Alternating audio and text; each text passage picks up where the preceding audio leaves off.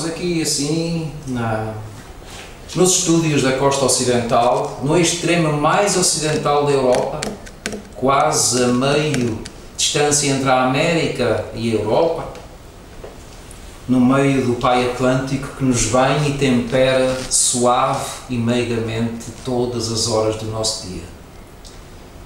Estamos na presença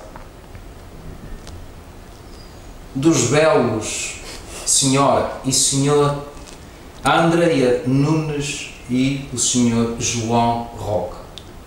Eu não me sinto, tal como os outros convidados que por aqui passam, em condições de opinar sobre as suas vidas. Vou deixar nas suas palavras, nas vossas palavras, exatamente aquilo que acharem por bem e que devem partilhar com todos nós da vossa jovem vida, mas que não tenho dúvida nenhuma que é uma vida cheia e repleta de bons momentos, basta avaliar pelos sorrisos de felicidade que transparecem.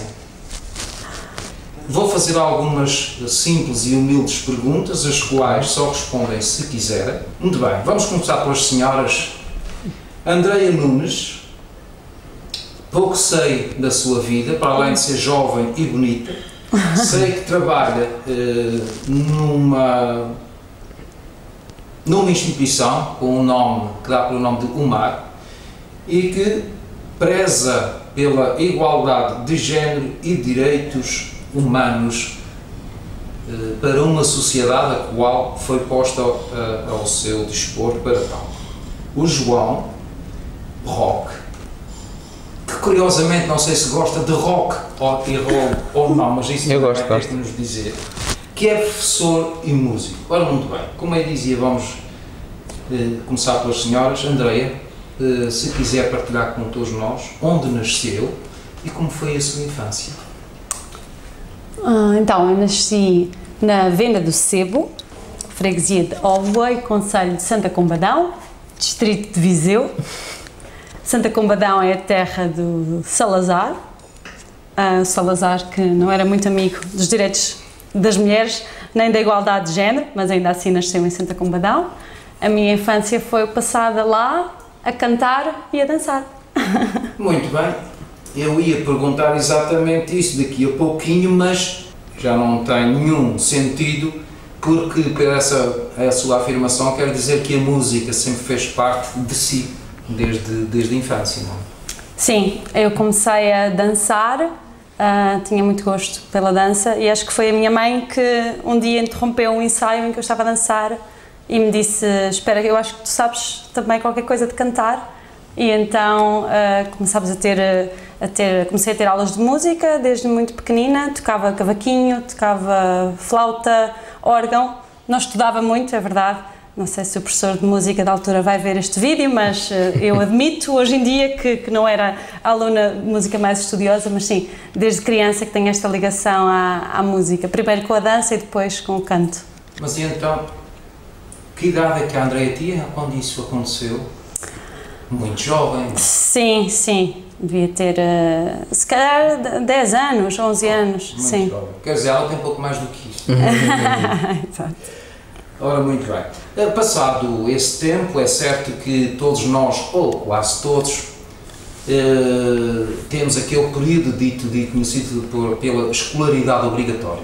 A Andreia passou por essa fase, depois teve que fazer opções de vida. Nessa altura, recorda-se se a sua opção de vida foi aquela que abraça hoje ou tinha outro sonho? Bom, eu na altura, apesar de gostar de cantar e de sentir que a música deveria fazer parte da minha formação, também sou muito comunicadora e gosto muito de todas as áreas relacionadas com a pedagogia, com a igualdade, com o ativismo e, portanto, acabei por fazer a licenciatura em Ciências da Educação, mas fui sempre mantendo a parte musical viva, tinha várias bandas, vários projetos, e portanto fui tendo as aulas de música, aulas de canto e fui tentando fazer uma formação dupla. Acho que os sonhos entrecruzam-se porque eu não me vejo a fazer só uma coisa ou só outra e por isso é que a minha música também hoje em dia, os meus originais estão ligados também às questões de género e ao ativismo. Ora, muito bem, nós acabamos de saltar da meninice da Andreia até a uma idade já mais semi-adulta. Vamos fazer a mesma pergunta ao João agora. João, se quiser partilhar connosco onde nasceu e como foi a sua infância por lá. Então, eu nasci há 35 anos atrás em Lisboa e tenho-me mantido por lá. E cresci em casa com os meus pais e com o meu irmão. O meu irmão sempre tocou, o meu irmão é mais velho, 8 anos, e eu cresci a ouvi-lo tocar piano, violino e flauta. Ele era melómano de música clássica, só consome música clássica praticamente. E eu habituei-me a vê-lo tocar e a ouvi-lo tocar. E por volta dos meus 10 anos de idade, também pedi aos meus pais para me inscreverem e para aprender um instrumento musical, mas na altura eu quis a guitarra, e porque eu, apesar de ouvir música clássica em casa com o meu irmão, eu sempre gostei mais de música rock. E eu fui para a guitarra precisamente porque as bandas que eu ouvia tinham guitarristas e eu queria saber tocar aquelas músicas, então foi por isso que eu escolhi a guitarra. Foi uma escolha assim um bocadinho sem saber ao certo o que é que era estudar música. Eu queria era imitar os guitarristas das bandas rock, basicamente. Eu quero dizer que, e pelas suas palavras também, a par do que foi dito ali pela Andreia, que a música foi quase desde sempre a sua opção. Não, eu nunca pensei na música como uma profissão, ou nunca pensei que ia fazer disso a minha vida. Isso foi mais tarde. Quando era novo, quis ser várias coisas. Eu sempre gostei muito de escrever e na altura pensava que ia ser jornalista, porque gostava muito de investigar. Também pensei em ser arqueólogo, porque gostava muito dos filmes de Indiana Jones. Ou seja, sempre gostei muito de investigar e sempre gostei muito de escrever, e pensei que nem sequer sabia o que era ser escritor. Na altura eu pensava que as pessoas que escreviam eram jornalistas e pensava que era isso que eu queria ser. Depois também houve uma altura que pensei que queria ser biólogo marinho, quando comecei na escola a ter disciplinas mais ligadas a esses domínios, biologia, química, etc. Mas depois, mais para a frente, no secundário, tive filosofia e psicologia e resolvi que queria estudar para a faculdade de psicologia e tirei o curso de psicologia. E depois, no final da licenciatura e depois do mestrado que eu tirei, porque ao mesmo tempo que ia tirando esta minha formação académica, eu fui sempre estudando música, guitarra, e fui para uma escola de jazz. Na altura que estava a estudar psicologia na faculdade, estava ao mesmo tempo numa escola de jazz, e depois, quando acabei o mestrado em psicologia, abriu a licenciatura em música jazz na Escola Superior de Música, e eu tive que escolher: ou começo a arranjar, ou tento arranjar trabalho em psicologia, ou continuo a estudar música, sabendo que agora vai ser uma escolha mais definitiva, não é? Porque seria um bocadinho incompatível estar a trabalhar como psicólogo e estar a estudar música a um nível de licenciatura, porque, pronto, os primeiros anos de trabalho em psicologia são bastante árduos, como em qualquer outra profissão, e seria um bocadinho incompatível conciliar. Muito bem, vamos voltar aqui assim à Andreia. Andreia, já vasculhamos um pouco da sua infância, já estamos localizados ali assim naquela idade em que as decisões têm que ser tomadas. Então fala-nos sobre a sua decisão, aquela que abraça profissionalmente hoje. Já vamos falar do canto. Quando é que decidiu entrar, enverdar pela igualdade de género e direitos? Eu acho que foi uma coisa que já nasceu comigo. Eu tinha o exemplo em casa de uma mulher muito forte, uma mulher de armas, uma mulher do norte, que contrariava muitos dos mitos e das regras que eram impostas às mulheres. na sua altura, e eu sempre cresci a ver essa figura feminina que desafiava os papéis que eram expectáveis dela enquanto mulher, embora não se dissesse feminista, porque talvez não soubesse bem o que é que isso significa, sempre tive esse exemplo muito forte.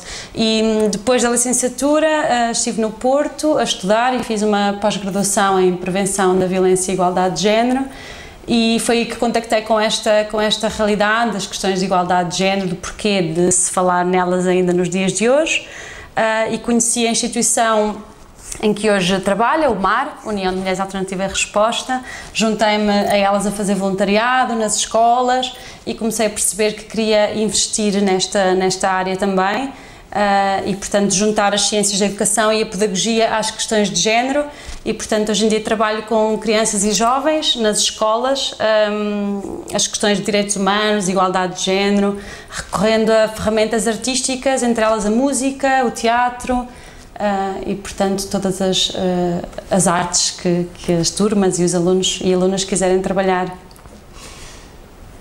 Esse tema, e como estamos a falar com um ex ou um futuro ex-psicólogo, não é? E com uma menina defensora dos direitos e também que acaba por ser e ter que ter uma grande formação em psicologia, tanto quanto eu deduzo.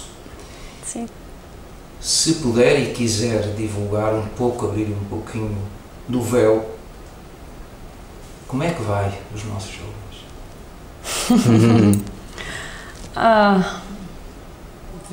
Há muita dependência da tecnologia, das redes sociais, dos telemóveis, mas também há muita coisa boa, penso eu.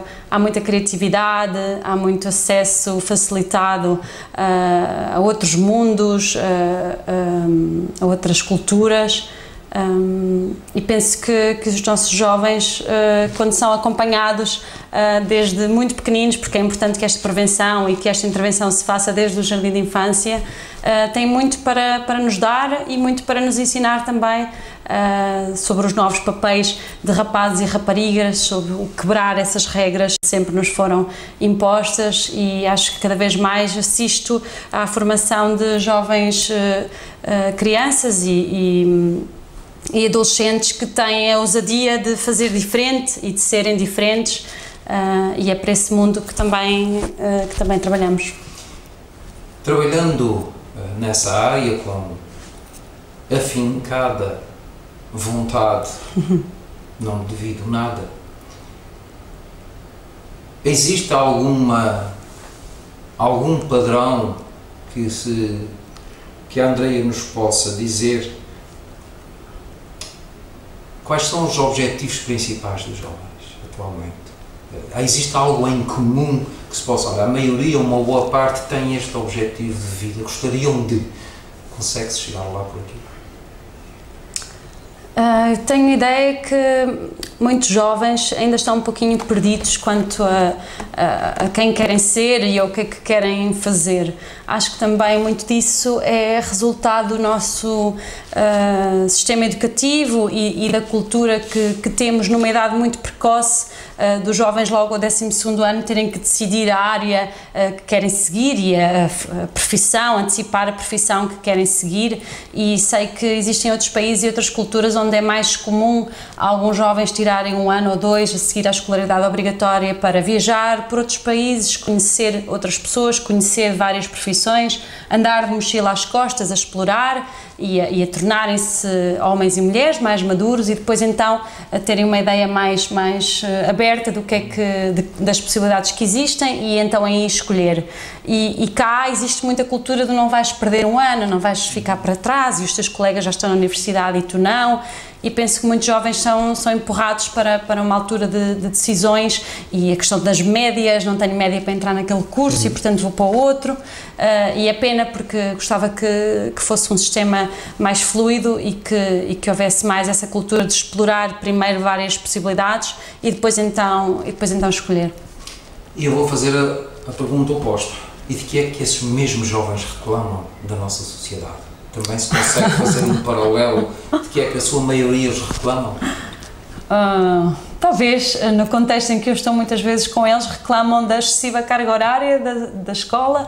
terem muitas aulas, talvez de serem muitos alunos dentro de uma mesma sala de aula e, portanto, não têm grande espaço para extravasar, para fazer atividades mais físicas e mais desafiantes. Apesar de termos tanto acesso à tecnologia, muitas aulas continuam a ser dadas apenas recorrendo ao quadro e ao PowerPoint, e os telemóveis continuam a ser um bicho-papão que fica banido numa caixa à entrada da sala de aula.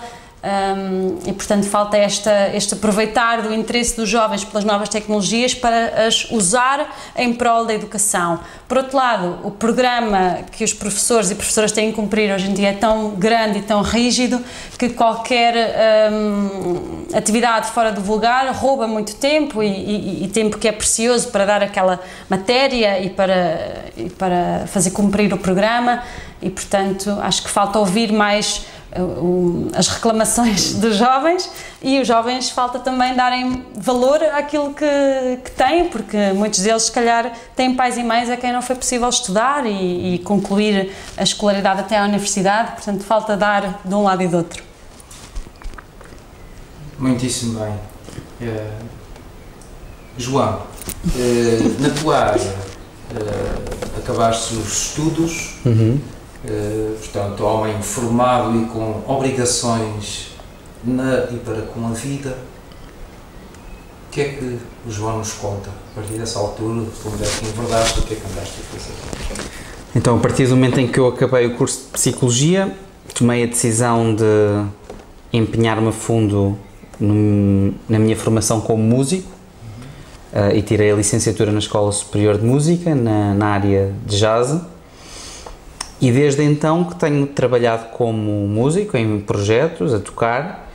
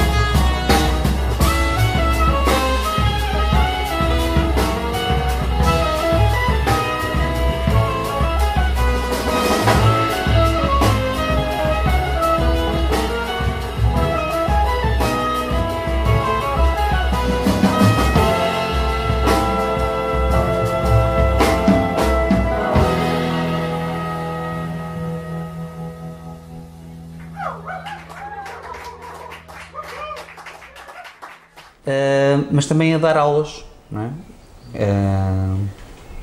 Que é o principal modo de subsistência, não é? Porque se fosse só pelos concertos era muito complicado de gerir uma vida e pagar as contas. E dou aulas em várias escolas. Tenho a sorte de, nos últimos anos, estar a dar aulas em escolas que são muito boas. Inclusivamente dou aulas na escola onde também comecei a tocar, que são os Salesianos de Lisboa, e dou aulas noutras escolas muito importantes, como são o Hot Club de Portugal, que é uma escola específica de jazz, que foi aquilo que eu estudei, e dou aulas noutras escolas, no Liceu Francês, a crianças mais novas. E é muito bom porque em todas as escolas vou apanhando várias faixas etárias. Em cada faixa etária existem objetivos diferentes, não é? Desde a criança de 10 anos que vai aprender a tocar guitarra até adultos que chegam a aparecer já reformados que querem aprender, até a jovens que ambicionam ser músicos. Portanto, gosto muito. Como é que a música é aceite atualmente por esses jovens e menos jovens?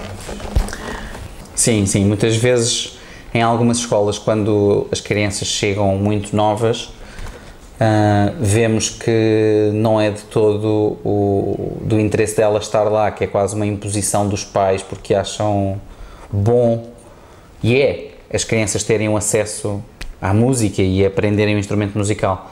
Mas muitas das vezes acho que nós não conseguimos impor uma vontade quando ela não está lá. Se a criança não tem interesse em aprender um instrumento musical, dificilmente é durante 1 hora por semana que vai ganhar esse interesse. Acho que esse interesse é em casa, é transmitido pelos pais, e tem que ser o próprio jovem a ambicionar, querer ouvir música, querer saber tocar um instrumento, porque tocar um instrumento é algo bastante, até certo ponto, bastante solitário, porque passa muito pela prática diária dos dedos mexerem no instrumento, não é? Obviamente que pode ser praticado em conjunto com uma banda, etc. Mas se um instrumentista não passar momentos sozinhos com o seu instrumento a praticar, dificilmente vai evoluir, não é? Portanto, é muito importante que a pessoa queira isso, porque se não quiser muito aprender um instrumento, dificilmente vai conseguir tocar. O João sente-se realizado com a profissão que abraçou? Sim, sim, é muito realizado. Menina Andreia, eu falava para cativar e ter melhores resultados para com os jovens e talvez um pouco menos jovens com quem lida no dia-a-dia, que utiliza diversas técnicas. A música é bem aceite? Pelos jovens? Sim. Sim, sim. A música é uma forma muito especial de chegar até eles, é uma linguagem que cria uma ponte muito, muito fácil. Uma das atividades que eles mais gostam de fazer, nós preparamos um seminário final do projeto, é fazer uma letra original para uma música que já existe ou construir uma música de raiz, e eles próprios têm muitas vezes interesse por música de caráter interventivo e político, muitas vezes ligada ao hip-hop e não só, mas portanto músicas que tecem duras críticas à sociedade, ao sistema, e portanto é interessante falar com eles nessa linguagem. E claro, tudo que seja fora da exposição e do PowerPoint e daquilo que é o dia-a-dia deles na escola tem uma adesão muito boa, porque eles estão muito receptivos a tudo que tem a ver com isso. Essa sua atividade, que de todo deve ser muito interessante e gratificante, tem assim, ou já teve, costuma ter, momentos que a lágrima chega ao canto do olho? Sim, para o bom e para o mau. Claro, às vezes é muito frustrante nós termos as nossas sessões planificadas dos objetivos que queremos cumprir e, sei lá, porque temos pouco tempo com cada turma, porque às vezes as turmas têm muitos alunos e o ser humano acaba por ser sempre um bocadinho egoísta e colocar as suas vontades à frente daquilo que é o contexto real naquele dia, àquela hora, naquela sala, e às vezes vem lágrima porque queríamos ter chegado a determinado objetivo e caiu por terra, não foi possível cumprir, e sentimos que não fomos bem sucedidos. Por outro lado, vem a lágrima quando percebemos que a sementinha que vamos plantando semanalmente traz frutos e as crianças e jovens nos procuram para dizer vi uma coisa no outro dia na televisão, eu lembrei-me da Andreia, ou estive a pensar naquilo que disse, ou quando escrevem desenhos a dizer a Andreia é a melhor professora do mundo, aí vem uma lágrima boa, claro, e pensamos que bom que isto deu assim um balãozinho de ar para continuar mais um ano a trabalhar. Quantos são mais ou menos os alunos, se é assim que se pode chamar, as crianças e jovens que lidam? Bom, eu tenho trabalhado com algumas associações em diferentes projetos nas escolas. Este último projeto que estou, nós seguimos 12 turmas, portanto, cerca de 30 alunos cada turma. Recordo-me no seminário tivemos um número muito grande de crianças e docentes que foram a Coimbra, onde realizámos o seminário, éramos 300 e tal alunos e docentes e portanto é um número grande de crianças com quem estamos. João, as perguntas para ti, exatamente, eu não sei qual é a faixa, aliás o João já referiu que tem de todas as idades, Sim. desde o jovem até àquele que já... Até aos adultos e reformados, não é? Sim. É gratificante? Sim, é muito gratificante. Obviamente que o meu papel como professor vai se adaptando, não é? Porque uma pessoa que está reformada e que vai aprender guitarra tem um tipo de objetivos diferentes de um adolescente que quer seguir música profissionalmente e de uma criança que está a começar, não é? Mas é muito gratificante ver a evolução e ver a paixão a evoluir, porque a partir do momento em que os dedos começam a mexer nessas pessoas e que eles começam a conseguir tocar aquilo que querem tocar, algumas músicas, é muito gratificante porque eles vão ficando cada vez mais interessados e obviamente que vão evoluindo tecnicamente e vão conseguindo tocar outras coisas, não é? No campo musical, como em outros campos de conhecimento / sabedoria que o ser humano tem ao seu dispor, existem exatamente pessoas com diferentes graus de aptidão. O João já se lhe passou pelas mãos algum aluno que o João lá em casa, quando chegasse ao fim do dia, dizer aqui eu não tenho hipótese, não consigo ensinar este aluno? Sim, vários. O que é feito, ou seja, o que é que um professor, quando tem que dar aulas a esse aluno, mas sabe de antemão que não se vai conseguir fazer nada dali, o que é que ainda sobra a um professor para se fazer com esse aluno? Bom, eu nunca sei se não é possível fazer alguma coisa, eu tento sempre fazer alguma coisa, não é? Mas o que eu vejo, e isso consegue-se ver muito facilmente em muito poucas aulas, estou a falar mais de crianças novas, não é? Porque a partir de uma pessoa reformada que vai ter aulas é porque quer ter e porque quer aprender e tem essa motivação, e se não estuda mais em casa é porque se calhar não tem assim tanto tempo, não é? Porque tem a sua vida. Agora, o que eu vejo é que muitas crianças, quando são muito novas, e se não têm jeito, é porque muitas vezes os pais inscrevem-nas nas aulas de guitarra, mas não existe um verdadeiro acompanhamento em casa do que é feito e um real interesse de se a criança está a aprender, o que é que aprendeu hoje na aula de guitarra, será que está a evoluir. E eu, quando era criança, os meus pais sempre me perguntavam então, o que é que aprendeste hoje e pedia para lhes tocar para eles, etc. E o que eu vejo é que tenho muitos alunos que os pais não têm esse acompanhamento, não lhes pedem para tocar para eles, portanto eles andam ali meio à deriva durante o ano. E eu, obviamente, tento sempre incentivá-los a estudar, mas, como eu digo, é muito pouco tempo durante uma semana para as crianças ficarem motivadas. O que eu vejo é que crianças que ouçam música em casa e que tenham esse gosto e que os pais lhes mostrem música, chegam à aula com uma vontade de querer aprender e conhecem músicas, não é? Compositores, etc., têm referências, que lhes permitem aprender a um grau de velocidade muito maior. É um nível abismal entre aqueles que não ouvem música em casa e aqueles que ouvem. E ao contrário, João?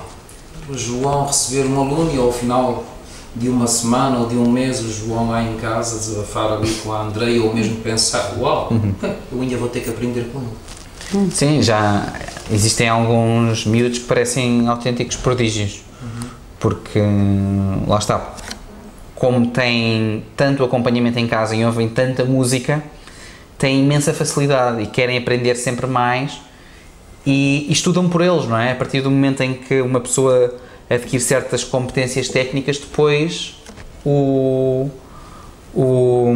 grau de alcance dessas pessoas é infinito, porque elas por elas próprias vão evoluindo, não precisam do professor. O professor está lá no início para guiá-las minimamente, mas a partir de determinada altura, quando a pessoa... É como aprender a andar de bicicleta, uma pessoa aprende a andar de bicicleta, mas assim que aprenda, depois pode dar uma volta por onde quiser, não é? João, quando se chateia com a vida, o chatear, entre aspas, quando está lá em casa, naqueles tempos, digamos, livres, que não penso que o João tenha muitos, mas qual é aquela música que o João coloca para ouvir nesses momentos? O género. O género. Eu gosto muito de géneros diferentes, não é? E em várias estéticas musicais consigo, ou seja, se estiver mais introspectivo ou mais solitário, a apetecer-me uma certa ambiência mais escura, talvez, eu consigo ir buscar essa, quer ao jazz, quer a música clássica, quer a música rock. Hoje em dia, porque eu ouço muita música diferente e gosto de muitas coisas diferentes, não gosto só de jazz ou só de música clássica, ou seja, há várias estéticas musicais que me enchem as medidas para todos os momentos, quer quando estou mais feliz, quer quando estou menos feliz, e a mesma coisa ao compor, não é? Às vezes esses estados de espírito também me levam não tanto para pôr música, mas para eu agarrar um instrumento e tentar compor algo que eu acho mais adequado com esses estados de espírito, não é? Eu já ia fazer essa pergunta, mas o João... Mas o João já agora vai-nos abrir um pouquinho mais do leque. Qual é o género que compõe mais e qual é aquele género musical que o João se sente mesmo à vontade a compor? Sim. Bom, a sentir mais à vontade, isto é tudo um processo, não é? Eu estou constantemente a aprender também, a evoluir, espero eu, no meu instrumento e a composição é um domínio um bocadinho diferente de tocar o instrumento, não é? É outra coisa, que eu espero ainda aprender muito mais.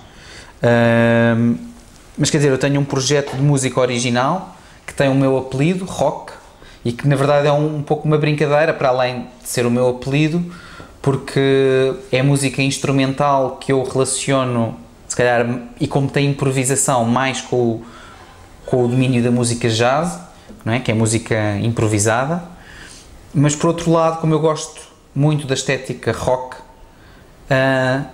os meus temas são uma mescla de jazz, da improvisação, mas com música rock e de outras coisas também.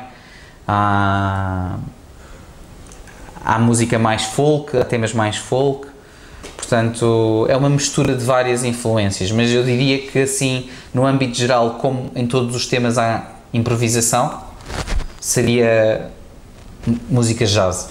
Nós estamos a ver precisamente imagens de um desses momentos com a sua banda.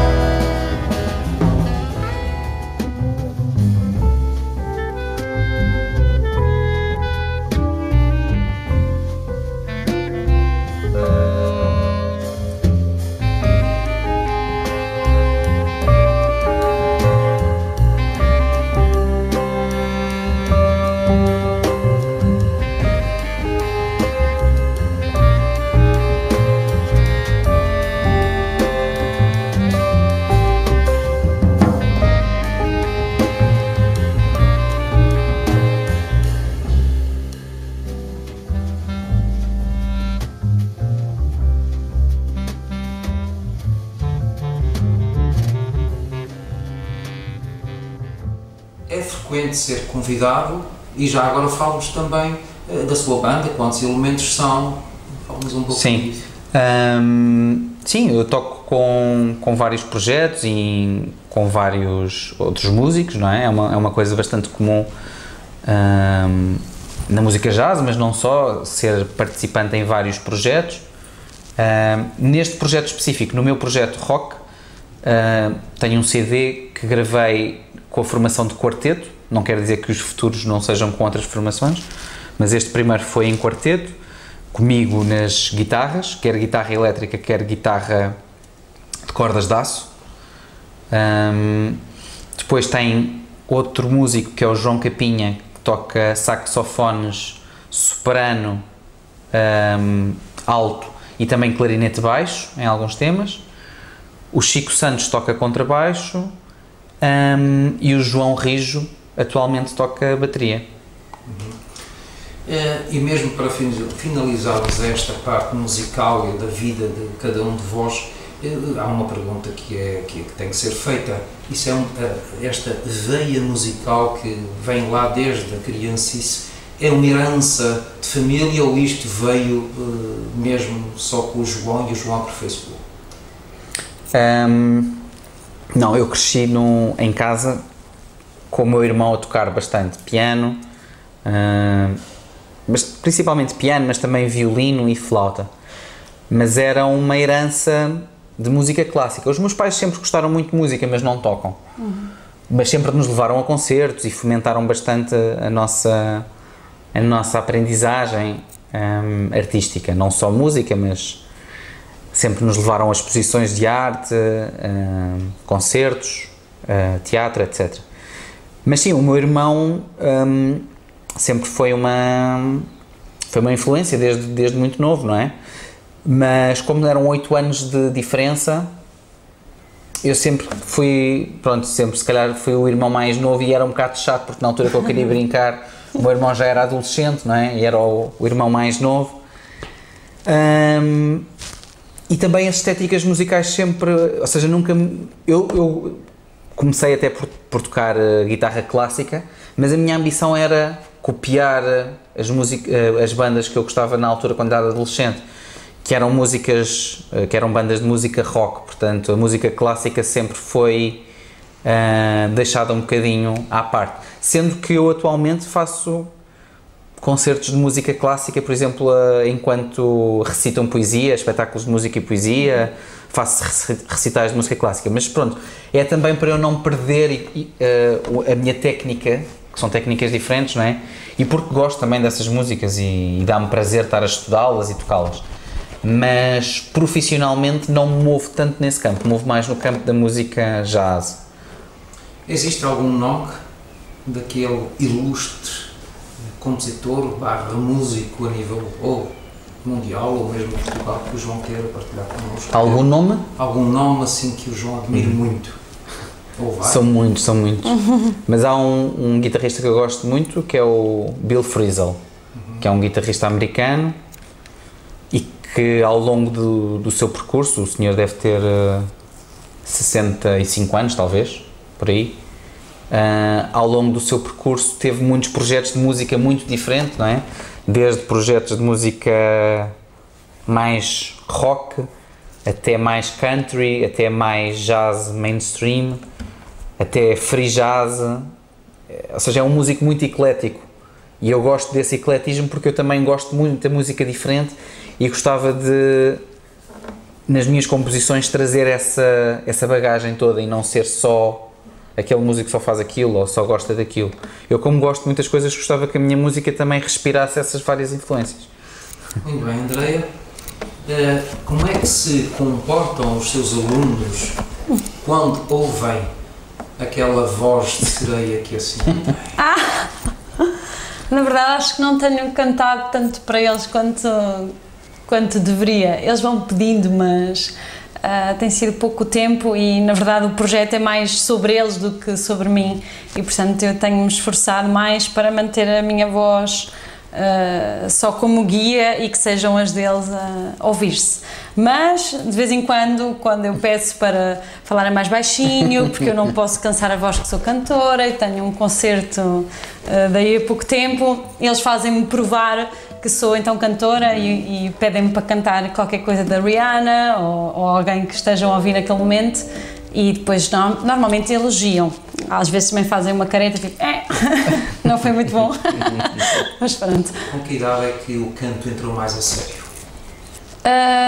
De alguma forma, se calhar, não sei o significado da série, porque quando me recordo de criança e de adolescente a cantar sempre foi a sério, mas mais em termos profissionais ou de realmente fazer concertos e ter a responsabilidade em relação a horários, a ensaios, etc. foi já com 17, 18 anos. O meu pai tinha algumas reservas em deixar-me andar nessas vidas, porque tinha uma preocupação muito grande e fundamentada de alguma forma de que a malta que estava dedicada à música ali perto de nós tinha alguma dificuldade em subsistir, lá está, só como músico, e ele tinha uma preocupação muito grande em que eu tivesse o meu futuro assegurado e sedimentado com um curso superior e com uma formação em algo mais concreto que pudesse abrir portas de trabalho.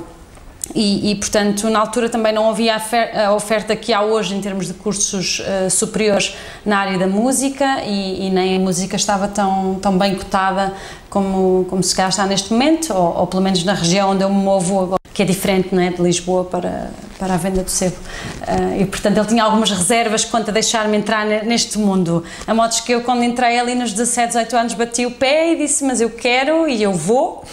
E comecei a cantar de forma mais séria, mas sempre teve muita influência da minha mãe, que era a pessoa que organizava as festas no Centro Cultural ela fazia parte de uma equipa, claro, no Centro Cultural de Óvoa e que trazia, portanto, variedíssimos artistas para tocar nas festas de Santa Eufémia. E eu nasci no dia 11 de setembro, que é o dia da festa, e portanto sempre fui muito, sempre estive muito presente nessas festas e na cultura ali da terra, e quando os grandes artistas vinham tocar, muitas vezes era eu que ia dançar uma música ou cantar de improviso, enquanto a Ágata acabava de se maquilhar, ou alguém acabava de fazer o penteado, e a minha mãe empurrava-me, Andréia, tens que ir dançar uma porque a Ágata está atrasada. E portanto houve essa ligação desde pequenina, através da minha mãe, e ela impulsionou muito também o grupo de jovens, onde cantava a minha irmã e o meu cunhado. Foi onde eu comecei a cantar Maria Faia Maria, a tocar cavaquinho, que agora já não me lembro como é que tocava, mas pelos vistos na altura tocava. E portanto, sempre tive esta ligação muito séria com a música e com o canto, com estas influências todas culturais, mas mesmo subir ao palco sozinha, muito decidida, já foi mais com 17, 18 anos.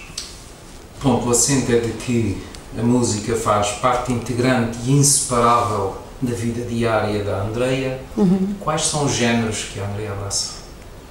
Bom, eu também estou aqui, como o João diz, também gosto de diferentes estéticas musicais e ouço coisas mesmo muito diversas. Pode oscilar entre o jazz, entre o blues, que também gosto bastante, o pop, o hip-hop. Há géneros que não sei se o João gostará tanto como eu, mas eu abro mesmo o leque. E claro, vivendo em Alfama, também o fado, eu gosto imenso de ouvir. E depende um bocadinho do estado de espírito e daquilo que é preciso e que faz sentido naquele momento ouvir, mas pode ir desde Aretha Franklin até, sei lá... Whitney Houston, Beyoncé, portanto depende se apetece dançar também, o que é que apetece fazer, o que é que o coração procura naquele momento. E a nível de interpretação, quais são os leques onde se move mais, que está mais à vontade, quando vai interpretar?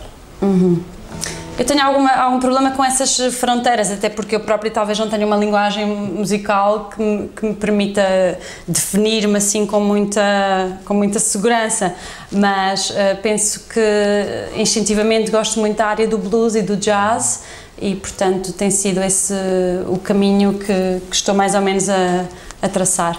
É português e inglês ou só mais português? Ou... Engraçado, eu ouço mais blues e jazz com voz, em vez de apenas instrumental, talvez porque o meu instrumento é o canto e, portanto, procuro que haja voz. Em inglês, até porque a origem dos blues é também em inglês, mas para compor tenho descoberto uma vontade muito interessante de compor em português, que é uma língua traiçoeira e complicada de fazer rimar e de conseguir as melodias sem quebrar a métrica das palavras, e portanto tem sido uma viagem entre as duas línguas, o inglês e o português. Falou em compor, que é uma coisa, uma arte que nem todos nós temos esse privilégio de ter. Compõe escrita e música ou só uma das coisas? Portanto, a composição é algo mais ou menos recente, se calhar um bocadinho tarde já na minha vida de cantora, mas é algo mais ou menos recente e que de facto eu ainda não descobri qual o método por detrás. Tenho beneficiado um pouquinho da inspiração momentânea, estar a pensar em determinado assunto e vir-me um verso ou algumas palavras e depois ficar mentalmente a pensar qual poderia ser a melodia. Penso que será mais fácil quando tocar o instrumento. De facto tenho um ukulele em casa muito giro, que devia praticar mais, não é? Portanto continuo a não ser uma grande estudante e penso que seria mais fácil para mim transpor a ideia da melodia que tenho na cabeça se obviamente tocasse um instrumento. Neste momento o método está em eu cantar ao João aquilo que me apareceu, digamos assim, na cabeça e juntos conseguirmos construir, portanto, a melodia que me parece mais próxima daquilo que eu ouvi na minha inspiração. O João, compositor musical, a Andreia, compositora musical letrista. Sim. O resultado desta pareia vai ser aquele que nós vamos ver de seguida.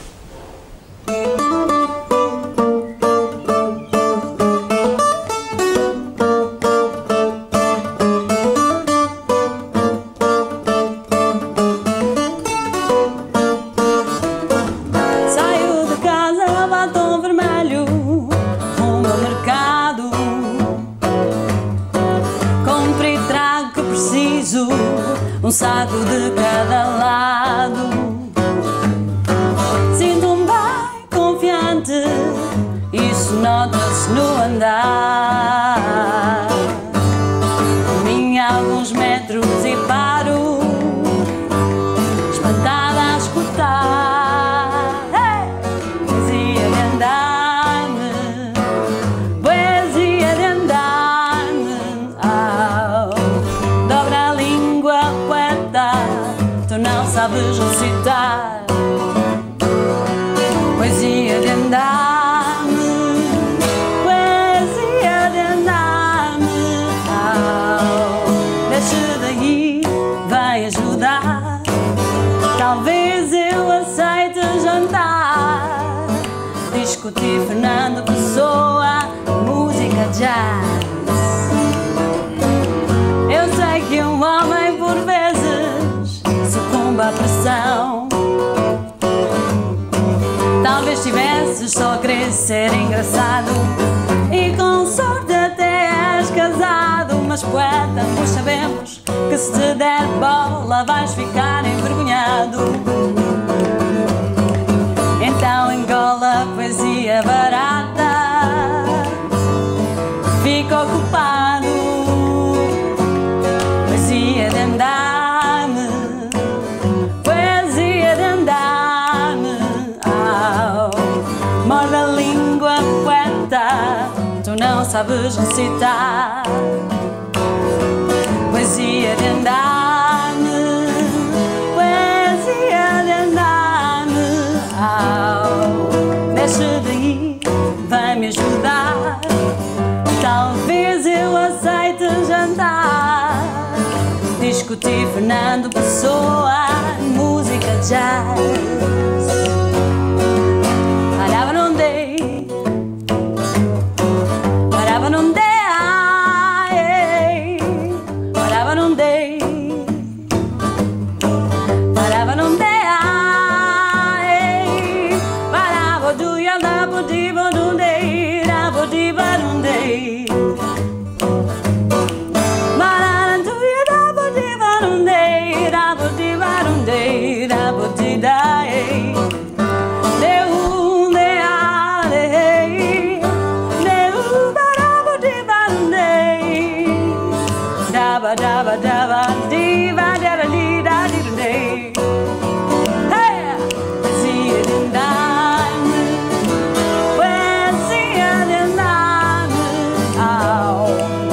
sabe a língua poeta, tu não sabes recitar. Poesia de andaime, poesia de andaime, desce daí, vai-me ajudar. Talvez eu aceite jantar, discutir Fernando Pessoa, música jazz. Parava não dei, parava não dei, parava não dei, parava não dei,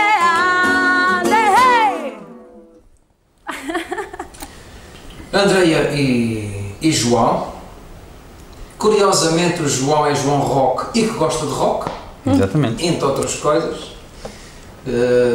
Dizem por aí que não há coincidências e eu partilho dessa opinião. Ora, muito bem. Nós estamos já numa fase bem adiantada da nossa conversa amável que os senhores concederam ao passar pela Ilha das Flores. E é exatamente aí que agora vem o nosso tema de conversa durante os próximos minutos.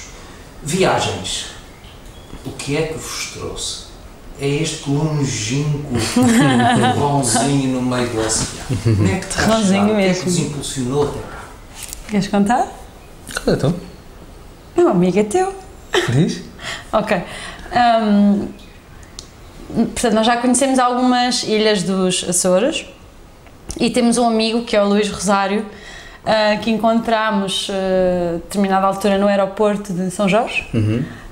E que nos disse que as Flores era a ilha mais linda que tinham visitado, que tínhamos que vir, que era mesmo incrível e, portanto, uma série de elogios, e nós gostaríamos de visitar as 9 ilhas e desta vez pensámos, vamos então às Flores e ao Corvo, e pensámos, vamos com tempo. A última viagem que tínhamos feito aos Açores saltámos entre várias ilhas, Santa Maria, São Jorge, Terceira, São Miguel, e sentimos que foi tudo um bocadinho a correr e que, apesar de ter dado tempo a ver alguns dos locais mais míticos, não conhecemos propriamente as suas gentes, não privámos, não vimos com calma.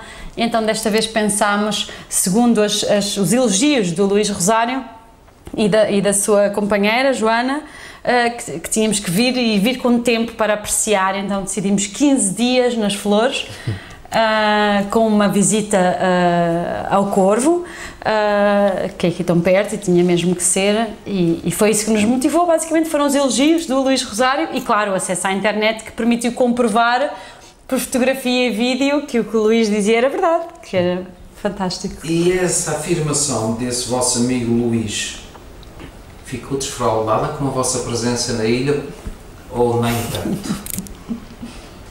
Queres responder? Não, desfraudada não, antes pelo contrário, nós estamos a gostar muito. É o nosso 10º dia cá, 11º? 11º dia cá, e tem sido muito bom. Nós temos adorado todos os momentos, todos os recantos da ilha, e todas as pessoas que temos conhecido cá são extremamente hospitaleiras e amáveis connosco. As viagens fazem parte do vosso cotidiano anual ou só esporadicamente viajam? Fazem parte do nosso cotidiano. Querem falar assim de alguma viagem? A das Flores, já foi dito que é bom, foi boa ou está a ser boa, mas tem assim alguma outra viagem que vos tenha marcado? Sim, todas as viagens nos marcam bastante, porque há muitas viagens que nós também não fazemos só os dois, não é? Fazemos com amigos, etc. Mas tentamos também privilegiar algumas viagens que façamos os dois, até porque quando vamos para algum sítio, vamos nos descobrindo também um ao outro, não só descobrindo o novo sítio onde estamos, mas também descobrimos-nos melhor um ao outro, não é? E é bom também descobrir um sítio novo ao lado de uma pessoa de quem gostamos. Nós iríamos já entrar por aí. A cumplicidade, o amor e a ternura com que lidam com a mãe, a natureza, o que é que significa efetivamente essa cumplicidade? Até porque sei que os senhores nas vossas viagens, uma boa parte delas com a tenda às costas, a casa das vossas tipo caracol. Sim, sim. Vocês têm uma relação muito boa com a natureza. Sim, eu tenho uma... Na verdade, poderia ser muito melhor. Somos um bocadinho preguiçosos ainda assim, mas temos feito um esforço cada vez mais para sermos mais amigos do ambiente. Tem sido muito preocupante a evolução e a carga que o planeta suporta, e é incrível como é que nós, a meio do ano, já ultrapassámos os recursos naturais disponíveis para o ano inteiro. Estamos sempre a ser bombardeados com essas notícias, e nós tentamos fazer essa escolha não só quando viajamos, mas diariamente, e continua a ser um pouquinho complicado instalar essa rotina do ir às compras e não usar sacos de plástico, por exemplo. É preciso perceber em que supermercado é que nos deixam colocar a fruta, por exemplo, num saco de pano, e em que não ficam a olhar para nós como se fôssemos maluquinhos.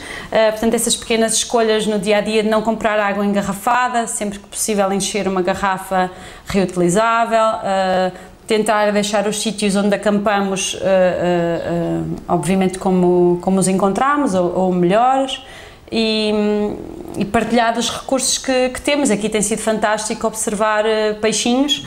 Era algo que eu pessoalmente tinha algum medo e alguma relutância, porque achava que era esquisito, e hoje em dia, utilizando óculos, podemos ficar maravilhados com a diversidade que existe, e ao mesmo tempo assustados de que daqui a alguns anos isso possa não acontecer, e que esteja a desaparecer em virtude do excesso de utilização e de consumo humano. Portanto, tentamos ser o mais amigos da natureza quando podemos ser, a comer carne e peixe e a usar, obviamente, adornos e calçado, etc., provenientes de animais. Portanto, é um processo que queremos vir a melhorar e queremos fazer melhor, claro. João, vamos acrescentar? Não, acerca da questão da tenda às costas, pronto, o gosto pela natureza também é algo que nos une, não é? Eu sempre gostei muito de acampar, os meus pais acampavam quando eram mais novos. Eu já não tive grandes oportunidades de acampar com eles, porque pronto, o meu irmão é que teve mais oportunidade, porque é mais velho do que eu. Mas eu sempre acampei com amigos na escola, e sempre gostei muito de ir para sítios onde pudesse estar acampado. Sempre gostei do campo e de todas as atividades, fazer trilhos ou estar simplesmente a tocar guitarra num sítio sozinho, rodeado por árvores ou mar. Para mim é uma grande inspiração. E desde que nós nos conhecemos tem sido muito gratificante poder partilhar também esse meu prazer com a André. Irmos para um sítio e podermos estar acampados em contacto direto com a natureza e dar André, esta noite tivemos um contacto muito direto com a natureza, porque sim, hoje choveu imenso. Mas a tenda aguentou-se. Mas tiveram, tanto quanto eu soube, uma companhia especial, não foi? Que cantou para vós toda a noite. É verdade. Os cagarros têm sido uma presença assídua. Sim, porque nós estamos a acampar numa fajangue com grandes rochas, onde pelos vistos eles vão nidificar, não é? Disse-nos um amigo. Exato. E então eles têm estado com as vozes afinadas durante a noite. Ali quando o sol se põe, até altas horas da madrugada, eles estão sempre em conversação. Na reta final da nossa vossa amável e simpática conversa, eu tenho que fazer a pergunta quase derradeira, só fica uma para depois. Qual é a vossa opinião sobre a Ilha das Flores? Eu acho que é um paraíso. Numa palavra,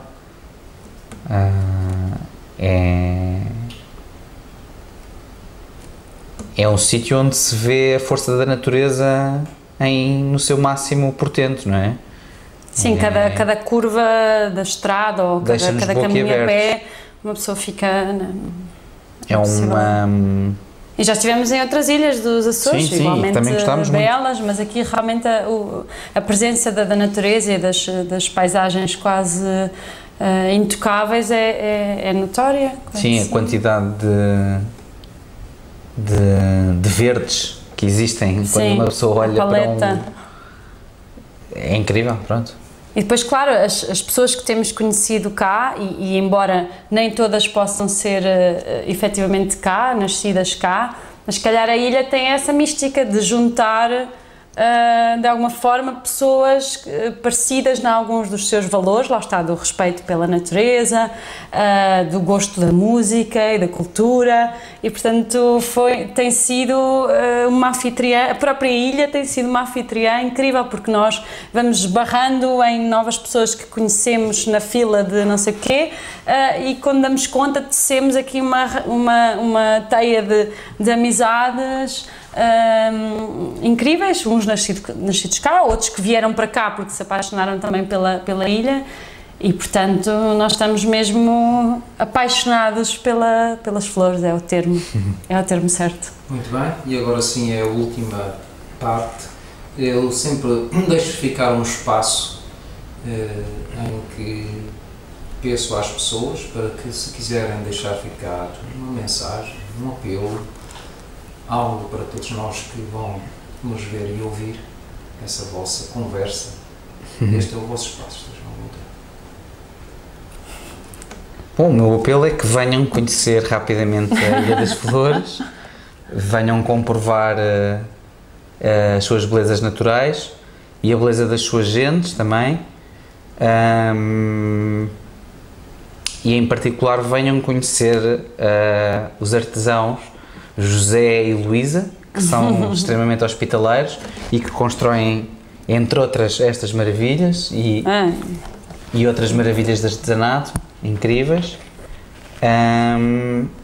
e venham comprovar pelos seus próprios olhos e venham caminhar estes trilhos incríveis e venham respirar estes ares, porque... Mas sobretudo também que respeitem os sítios pelos quais estão a passar, e que essa visita massiva que nós convidamos não se traduza numa exploração excessiva dos recursos da ilha, e que não se destruam. Por acaso tivemos esse contacto e fiquei bastante triste que no poço da Ribeira do Ferreiro, que tem esse nome porque morava lá um ferreiro, contou-nos também um amigo, José Serpa, têm estado a cortar algumas árvores centenárias para construir bancos, portanto para acomodar os vários turistas que já se deslocam a esse sítio maravilhoso da ilha para usufruir daquela paisagem, e é com alguma preocupação que tanto nós como as pessoas que nos levaram lá a visitar esse local, é com alguma preocupação que assistimos a isso. Portanto, achamos que é completamente desnecessário. Para usufruir de uma paisagem não precisamos estar sentados, ou podemos sentar o rabo no chão, não precisamos que se cortem árvores centenárias para acomodar turistas. Portanto, que haja esse bom senso. Ok, é uma ilha a visitar, venham muitos turistas, boa gente, que haja muita partilha, que tragam a sua cultura, que levem a nossa, mas com muito respeito por aquilo que já cá estava antes de nós. E sim, acabamos mesmo com um elogio à Mãe Natureza, um apelo à sensibilidade universal. A Costa Ocidental agradece plenamente a vossa disponibilidade, a vossa ternura, o carinho que colocaram nesta simpática e sábia conversa da vossa parte. Espero que esses sorrisos, esses desejos, em especial musicais, que vos levem a um patamar confortável e que haja um reconhecimento por parte das sociedades